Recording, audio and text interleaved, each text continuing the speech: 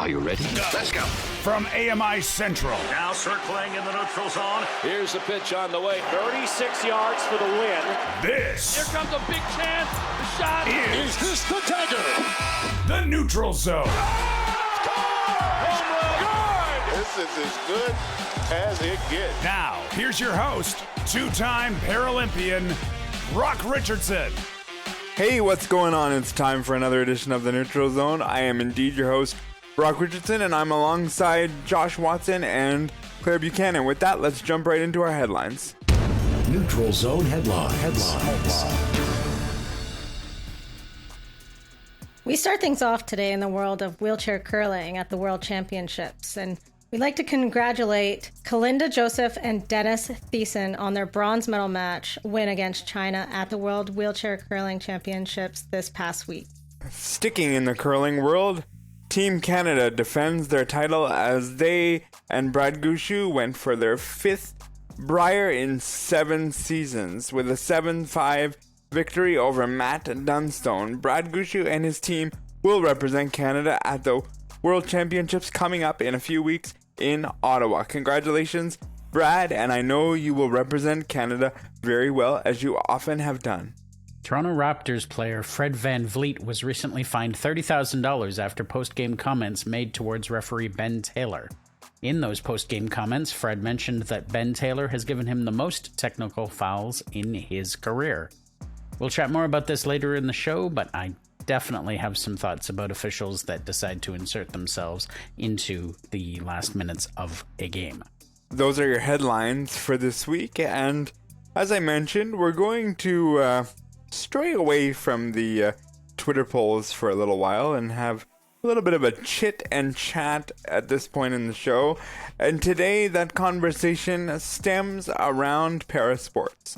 I was watching the World Championships for wheelchair curling, and I gotta say, I have the utmost respect for a lot of parasports, but I have more respect for wheelchair curling because if you watch conventional curling, when there's sweepers, you think, oh yeah, the two sweepers can sweep it to the tee line and it's all good. In wheelchair curling, you don't have that as an option. And so I'm curious from both of you, starting with Claire, is there a parasport that you don't play or you do that you have more respect for than others?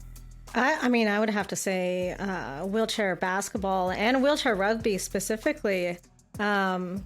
Just finished watching the Women's World Cup in Paris for wheelchair rugby, and I gotta hand it to them.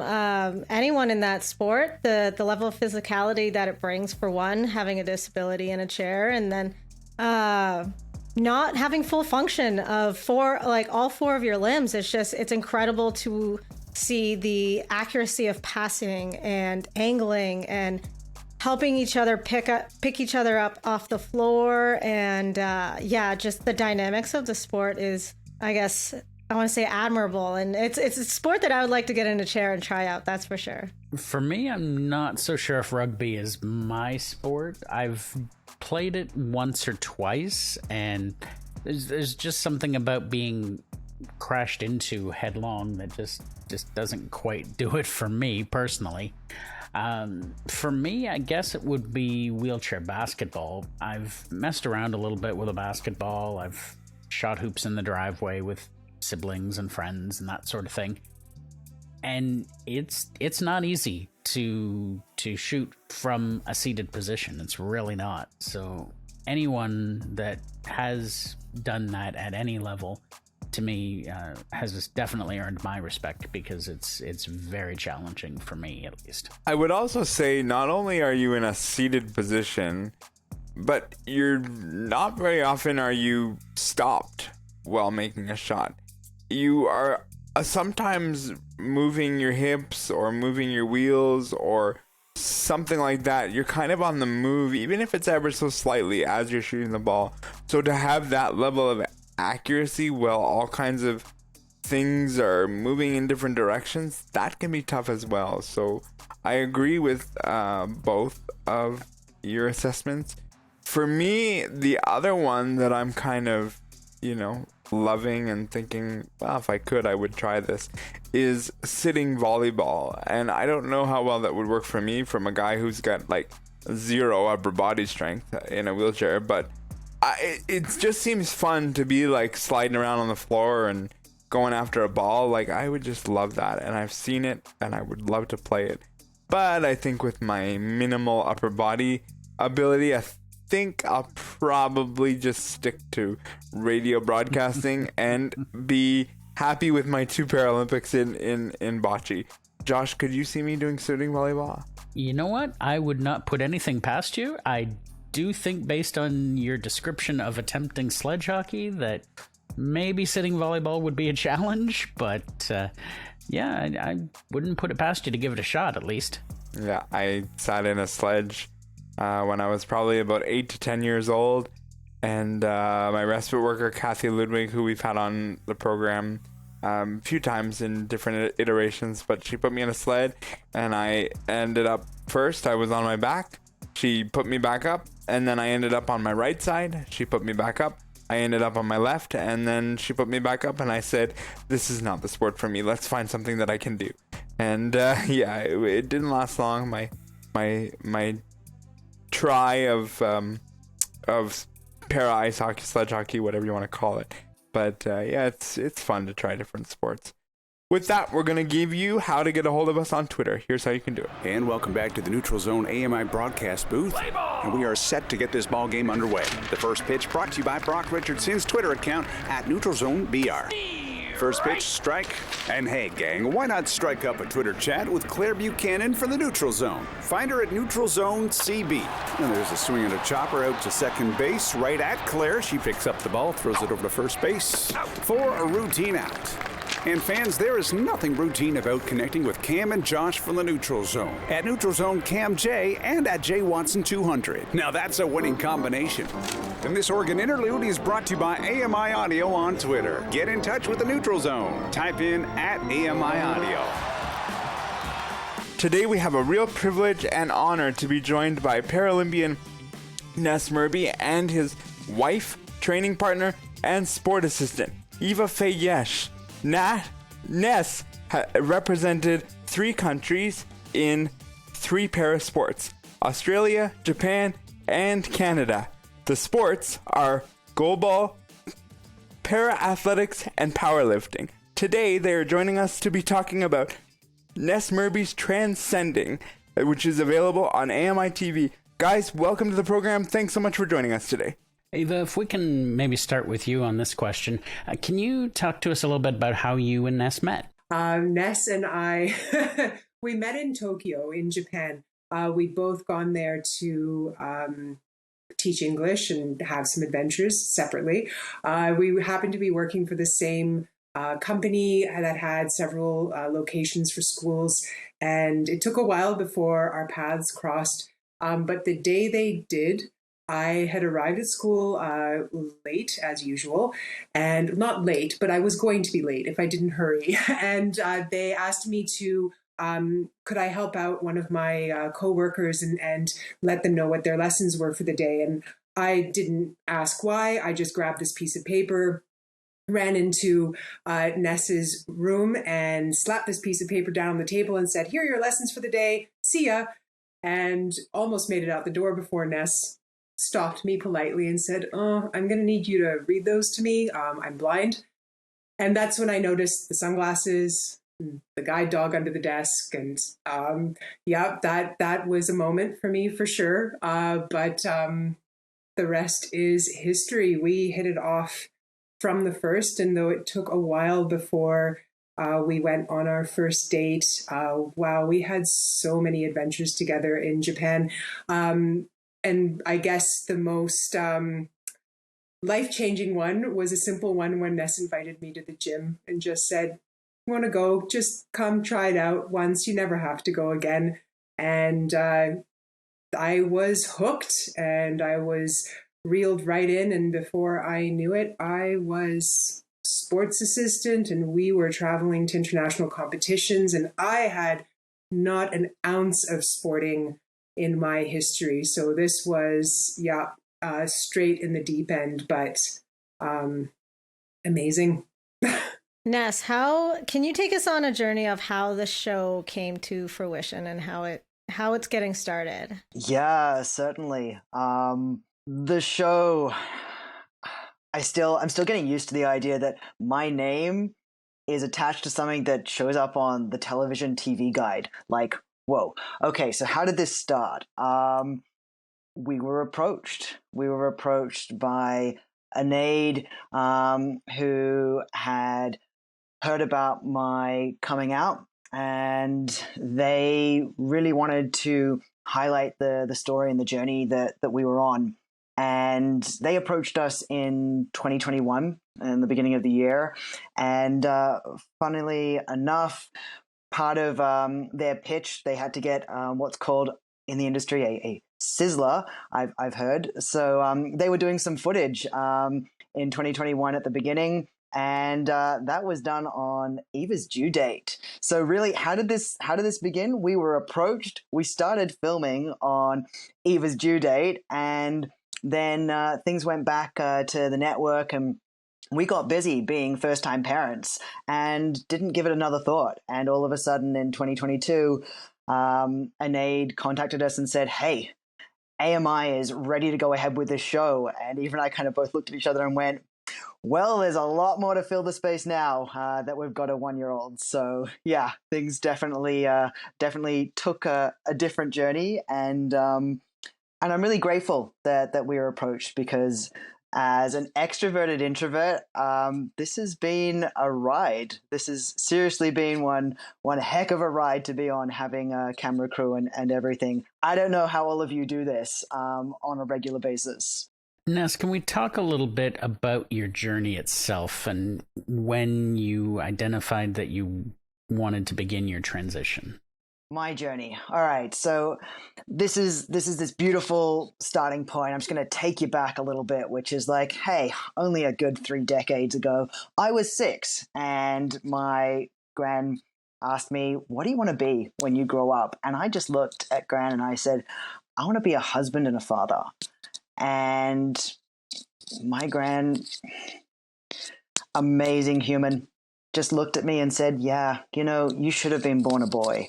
And from that moment, I knew that there was this idea that it's possible. I could actually be a dad and a husband. And that was all I needed to know, that my dreams were possible.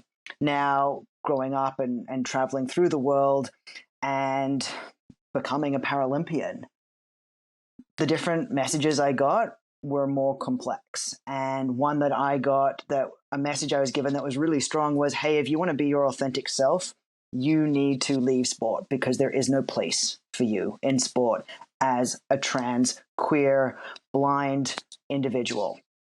And so I sat with that, and coming out to my wife, even finding the language to come out to myself was a process in itself, because the world just wasn't telling me that I wasn't the only. And I think that was something that was hard to reconcile. And so in sport, I was going to retire. I was going to leave sport, ranked top 6 in the world, and never say out loud who I was or why I was leaving.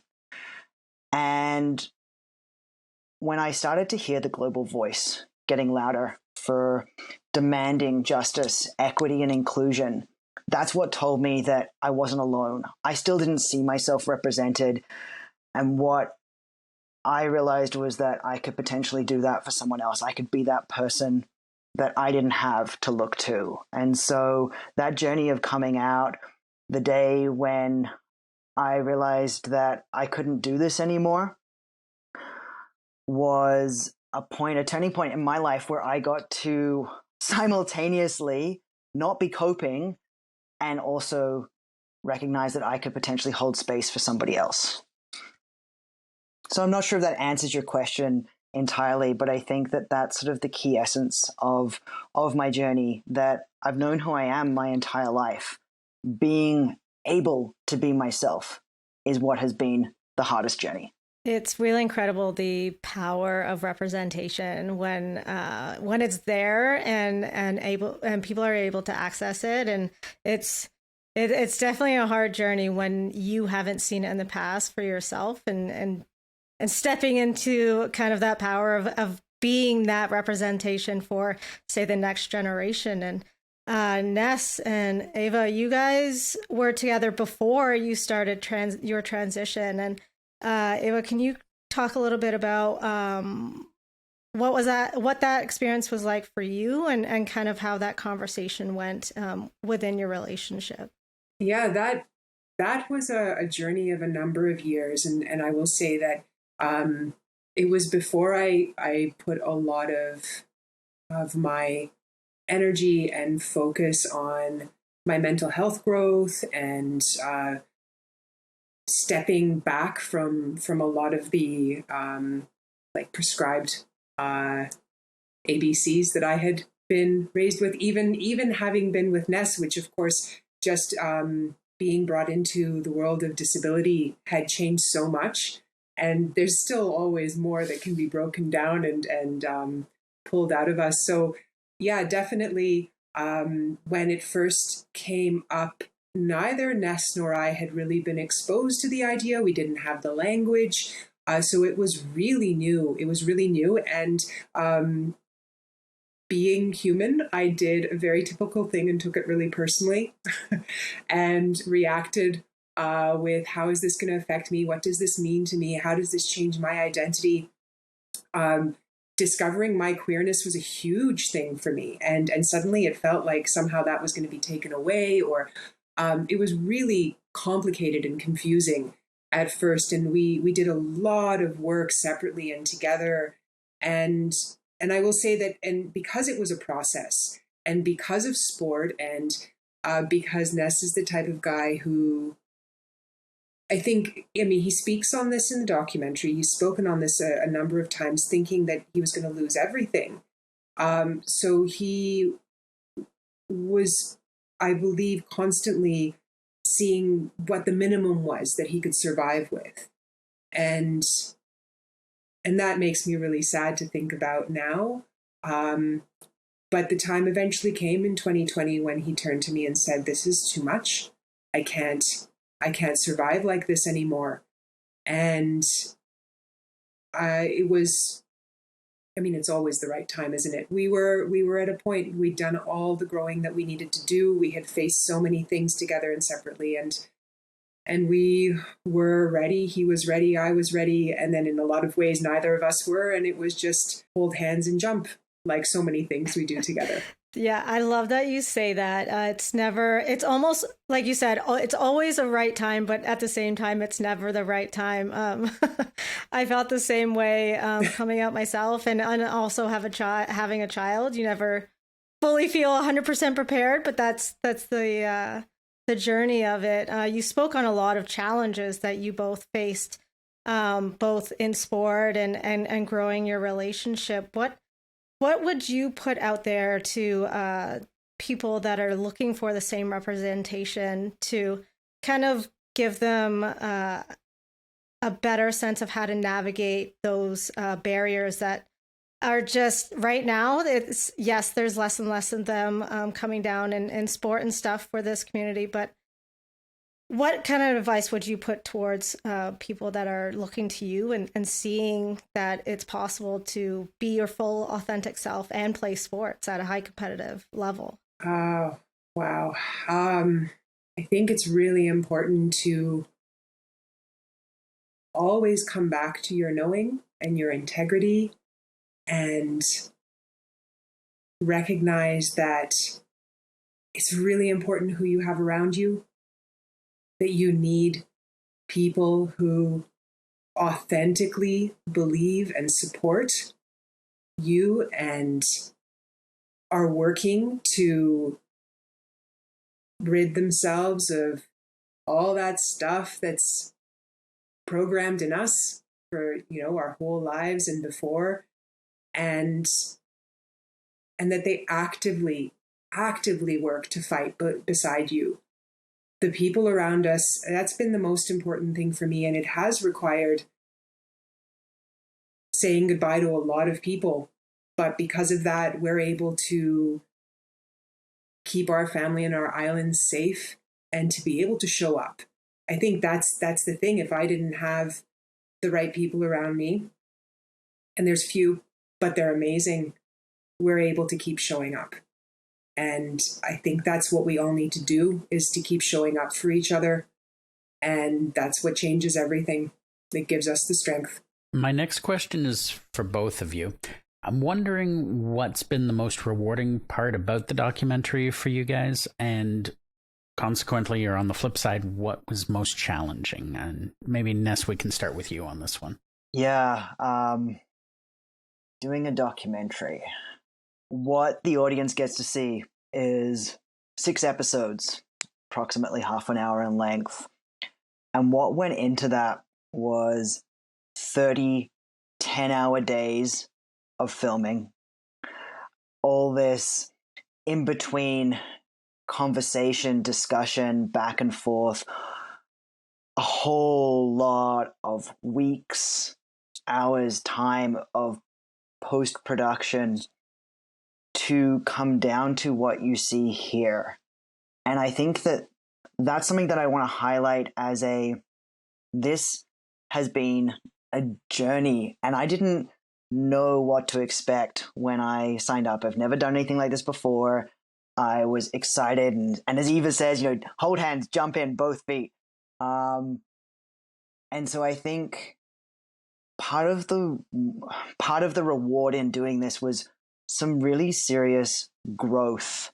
Now I'm ready to go do another documentary. Hey, I've learned so much, and I think that one of the beautiful things is it's such a reflection of life growing along the way. And 2022 was one of the hardest years of my life, for various reasons that are captured in the documentary, and also some that aren't. And being able to bear witness to not just my journey, but other people's journeys along that year, having the opportunity to elevate the voices of other humans with intersecting marginalized identities, to chat and get to understand what other people's realities are. I mean, camera crews showing up at our place. You start off by, okay, I'm going to tidy and get all this stuff clean and ready before we have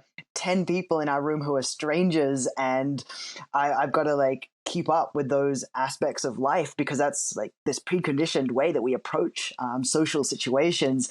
And then realizing that we're all just human, and so it became more about the connections and hearing what people had done on the weekend, or what they were facing, or if they had kids, and getting to know other humans and their stories.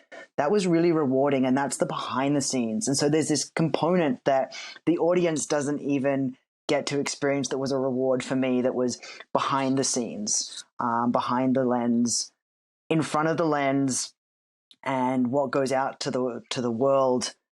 It's rewarding to be a part of just showing up and that holding space thing. I used to think that I was alone, and that I'm fighting for space for myself, and for potentially this society that may or may not exist, but I've got to create space. And the rewarding part was making all these connections and learning just how interrelated we all are, how much connection there is, and that my holding space, it makes a difference. I think that was rewarding, because I questioned myself so often of, is this making a difference? And so that was I have so much gratitude for learning that along the way, and learning about people. So the challenge, which is a lot shorter answer, is, wow, vulnerability hangovers. That's a lot. That's one ongoing speed dial. Definitely have to do some self-breathing and grounding work. Vulnerability hangovers. It's a lot showing up, but that's something that I'm so grateful to Eva for, is that when we said we'd do this, we did it with all of our hearts, and showing up and being imperfect and open and vulnerable is what we did. And that was harder on some days than others, because being ourselves in front of camera crew is one thing, and then when you realize it's about to go live on telly, it's another thing. So Eva and I held hands last Wednesday and said, wow, well, we're already in this. Let's watch it. Yeah. Well, of course, a lot of what Ness says resonates. I can almost say that the most rewarding and the most challenging thing about doing this has been the same thing, which has been showing up. I don't like being seen. I never have. And being called to do this, having this opportunity, it was so obvious we had to do it. And it was a nightmare for me. It's the nightmare. And I did it. And so definitely the hardest, and definitely being on the other side of it, I can say that it's the most rewarding. Ness, in one of the episodes, you bring us into your daily life, or weekly life, sorry, of using hormone injections for your transition. And can you tell us why it was important to share that part of your life, and if there was any struggle of deciding whether to show that or not? Yeah. And thank you for acknowledging that there might have been struggle. There was struggle in a lot of the pieces, simply because it's showing all of myself, and it was really important, just as important as it was trying to elevate the voices of others. So each week I inject testosterone hormone replacement therapy, and it was really important to have that depicted, because there are so many narratives and misconceptions and assumptions that are made around physically transitioning and medically transitioning, and they're harmful. I've been asked an array of questions, and what's evident to me is that the understanding of taking testosterone when it's linked with being an individual who self-identifies as trans is such that it's a drug, it's a steroid. There's this almost an idea that I might turn into the the graphic novel of the Hulk, and the reality is we don't have this when we look at people taking insulin, or the idea of a cis man taking testosterone because they're needing hormone replacement therapy. So trying to show up and demonstrate that the hardest part about taking hormone replacement therapy in like the literal, the practical sense, is injecting myself. And I wanted the world to see that that's the human aspect here. It's an injection, and that the before and the after, I look the same. Nothing dramatic happens. It's a journey, it's a process to physically transitioning. And so showing that, making it more human, really deconstructing the stereotypes and the assumptions. I've been surprised by some of the questions. I feel like there are no wrong questions, and that's kind of how I approach life. Like, I'm open to curiosity. It's just surprised me what different understandings are of HRT. So it was a vulnerable moment for sure. And I definitely felt some discomfort. And at the same time, taking testosterone has been the greatest gift I have ever given myself. That I show up every day and I love who I am. And I also wanted the world to see that. That's something that has been demonized, potentially looks way more harmless than they've ever imagined. And it's actually a gift. Yeah. So I think it was a lot of things. Thank you for asking about that, and for also, asking something that could have been perceived as invasive. I think the more we can talk about what being trans looks like, it's a spectrum. And the more we can talk about it, the more we can break down that harm that exists. Eva, I have another question for you. When the documentary was being put together, was there ever a point where you said, this is something that we have to put in here? And if so, I wonder what that would have been. That's a good question. I definitely wanted to break down as many stereotypes as we could, and find different ways to do that. Something that I've faced repeatedly has been people assuming that Ness relies on me a lot. Like, isn't Ness's family so grateful to you that you take care of him? Which is hilarious. If you know Ness, that's the biggest joke. Like in any relationship, we take turns showing up for each other. There have been times when Ness has supported me for long periods of time and had to step up. There is a balance in our relationship, absolutely. So I wanted to find ways to show that. And of course that extends, in various ways. So both in terms of Ness being visually impaired, Ness being trans, Ness being a parent. So I know one of the things that I was so glad made it in was a scene that I don't remember which episode it's in, but it's coming up. Ness and Zeb going to the playground and being able to show how Ness shows up for Zeb and the ways that he's found to adapt and that we've worked out to make it so that Zeb can have all the fun and freedom that she wants. And I don't need to be there. And that Ness is absolutely a hugely active parent, hugely active. Something that isn't in the documentary, but that I'll share that's really personal, is that I ended up having a cesarean giving birth to Zeb. And that meant that Ness had to take care of Zeb alone for the first few days. Like, right in the deep end there, that's for sure. The nurses were there to help, but they also couldn't be there all the time. And Ness was incredible. And then when we got home, then it was just us. And I mean, they get you out of hospital pretty fast after giving birth. So Ness did so many things in the beginning that were really hard, that we'd had no experience doing. He's an incredible guy, and it's not just him. That's the whole thing about access. I wanted to highlight that so much, that access can be such a simple thing. It's such a nuanced thing, and it's not a huge give, and that we all need access in different ways, and we always link the idea of access to disability, but it's not. I need access. I need help with access. And so we have that opportunity to do that for each other every single day.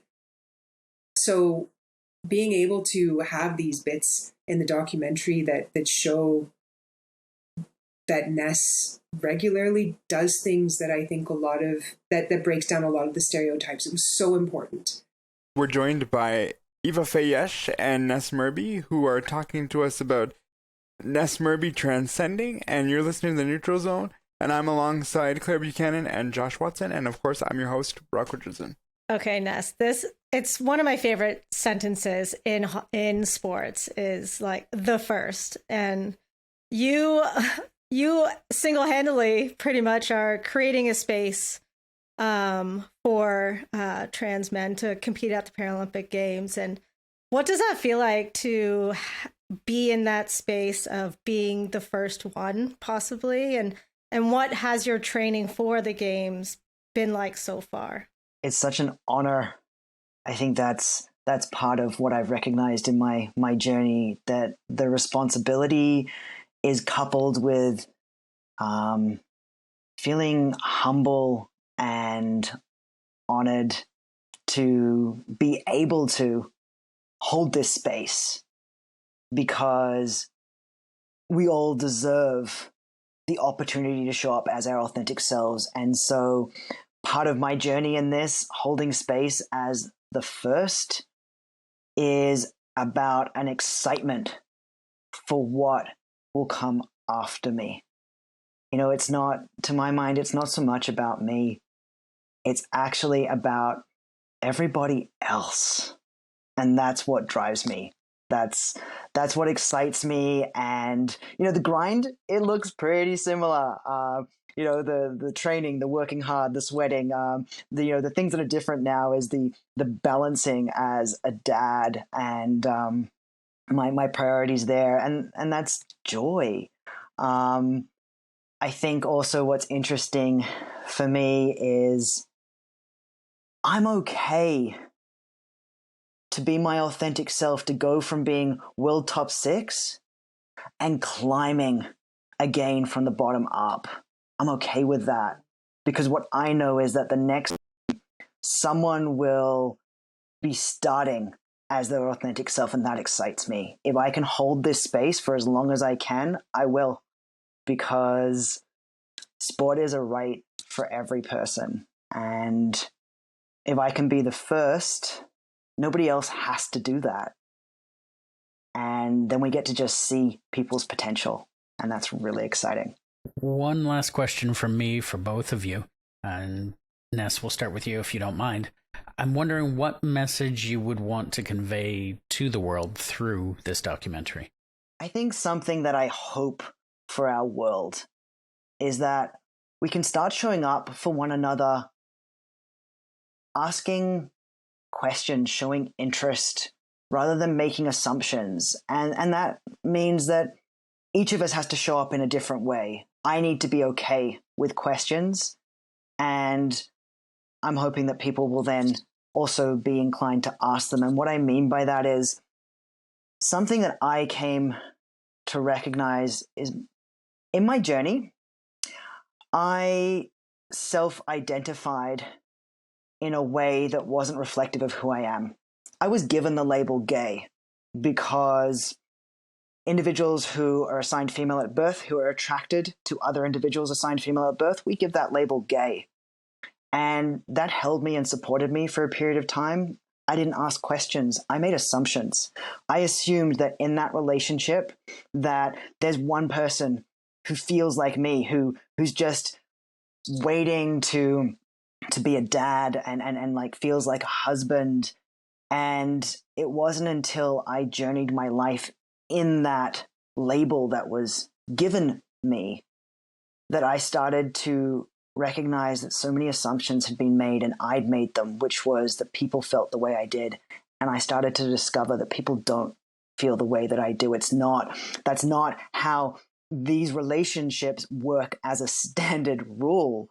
And so part of my journey to myself was also having to recognize the assumptions that I'd made. And so I'm hoping that part of this documentary is going to unpack so many assumptions that are out there, because Eva and I, we're both first-time parents. We've got a kid, we've got a dog, we've got a cat. We're up late at night. I drink coffee in the morning, tea all day. I try and read bedtime stories. Like, we're relatable people. And at the same time, I have these labels that come with a lot of assumptions being made, and sometimes that assumption leads to a lot of harm. So I'm hoping that as Ness Murby Transcending airs, that as people follow our journey, that common humanity is going to be unpacked. And for those people who are not trans, may they watch this and recognize that what they need to do is to be anti-transphobic, be active, anti-ableist, anti-transphobic, anti-racist. And for those of us who are trans, may this provide a safe space, a space where you can be seen, where you feel like you're not alone. As producer of programs, we get to decide, who we reach out to have different conversations. And sometimes on this program, we put, these interviews in a 15-minute box. And I knew that there's no way I could put Ness in a box, because Ness says in the intro, I don't belong in a box. And so we let this interview breathe. We let it go. And I think it's a great thing that we did that. Ness and Eva, we greatly appreciate your time and your honesty and all those things. And I urge everybody out there to check out Ness Murby Transcending. It airs Wednesdays at 8 p.m. Eastern Time, and I have seen the second episode, which is coming out on Wednesday this week, and I shed some tears. And I'm not a guy who sheds a lot of tears, and there's something that happens in that episode that makes you shed some tears, and I just love the honesty. So thank you both for doing this, and we greatly appreciate it. Thank you so much for holding space for us, for creating space, and for showing up as your authentic selves. You make a difference, being visible, and I really appreciate it, and it makes me feel stronger every time I see people such as yourselves doing that for us. You're most welcome, and we'll have to have you back on the program when you do become the first Paralympic trans man. We will be here waiting for you and giving you a space, and of course we'll do that many times before that. Again, I repeat, Transcending airs Wednesdays at 8 p.m. Eastern. That was Ness Murby and Eva Fejes talking to us about the documentary. If you want to get a hold of us by voicemail, here's how you can do it. If you want to leave a message for the Neutral Zone, call now 1-866-509-4545. And don't forget to give us permission to use your message on the air. Let's get ready to leave a voicemail. If any of you have followed us through all of the iterations of this program, the one thing that I am synonymous for is leaving the last segment with very few minutes to go. And this is kind of where we are at this week, but not as bad. And I did this intentionally, as I said, because I just feel that certain conversations need their space, and I felt that this was a conversation that needed that. And we could move on, and we're going to, but I just want quick reactions from both of you, because we get to ask the questions and hear the answer, but we don't usually get to react a lot. And with an interview like that, I think it's deservedly so. Claire, start with you. Well, I was it gave me chills, and I myself was holding back a lot of emotions, because it's a conversation that doesn't happen a lot, and it's exciting to see individuals like Ness creating new spaces for people that are looking for them. And so it's it's definitely now in the category of one of my favorite interviews, being a part of this show. Absolutely. Yeah, that was an amazing interview. I don't know if it was 30 minutes, 20 minutes, 40 minutes. I don't know, but I enjoyed every minute of it. I've been lucky enough to compete at events that Ness has also competed in. So I've gotten to sort of peripherally know Ness and Eva, excuse me. And they're very warm, very open, very generous people. And to get the chance now to sit down with them and talk about this journey that they're on was just really amazing. And I learned a lot. I got to shout out Greg David, who's from our marketing and communications department. And usually, as I put together these shows, I usually get given the gamut, and I'm trusted in putting this show together, and I do a really good job for the most part, with a few edits here and there. But this week, I leaned a lot on Greg David and making sure that we asked the right questions, we phrased it in the right way, because the very last thing that I wanted to do in this conversation was to make Ness and Eva go, I'm not coming back. And so I appreciate the help of Greg David putting it together and helping me fine tune some of the things that I had written, and appreciate the honesty of Eva and Ness. Before we move on, I just want to say I loved Eva's answer about, sticking with Ness through his transition. I think when people go through decisions in life, some partners stay, some partners go, some partners struggle.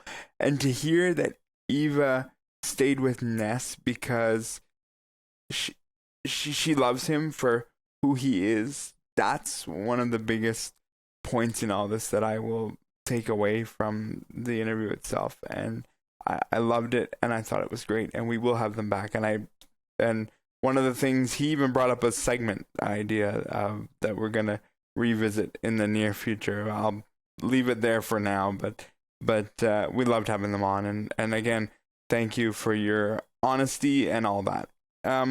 With the minimal amount of time we have left on the program, I want to talk about Toronto Raptors player Fred VanVleet, who was fined $30,000 because of post-game comments made toward Ben Taylor, and Josh, you had the headline and you said you had lots to say, so do tell me, what are your thoughts? Well, I'll try not to take the remaining 8 or 10 minutes that we have left, but essentially it boils down to this. An official is there to officiate the game and make sure that the game is played fairly. An official is not there to insert themselves into the game and become a factor in the result.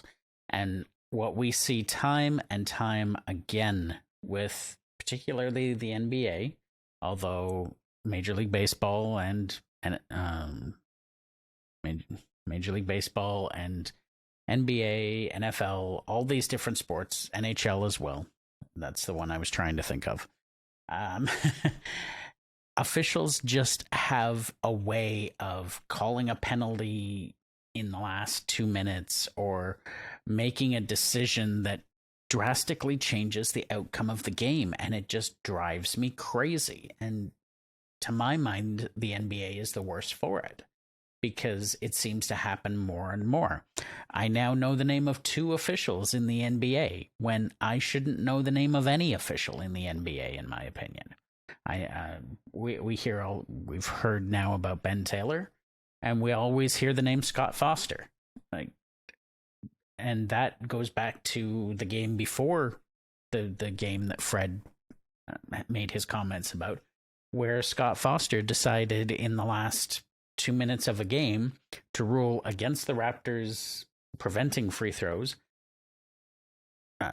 rule in favor of, I believe it was the Denver Nuggets. I can't remember exactly which team now, but rule in favor of the other team giving them free throws, and then threw Scotty Barnes out on a technical foul when he had no technicals prior to the interaction. And his excuse when he was asked was that, he said something that was I can't even remember the words he used. It doesn't matter. But basically, he accused Scotty of calling out the officials. Well, you know what? When you're doing your job poorly, you deserve to be called out. And some of these people do not do their jobs well. And so I really hope that the NBA, in this case, doesn't just slap a fine on the player for speaking his mind. I hope he actually sits down with the player and listens to the concerns, because this kind of thing is what turns me off of the NBA. It's what makes it hard to watch the NBA, because it's like, what's this official going to call tonight that's going to screw up the game? Yeah, that's exactly it, is that they're in crucial last minutes of any game, like you said, and it's happening in multiple organizations, is that they're no longer letting the athletes just play the game that they play, and they're enforcing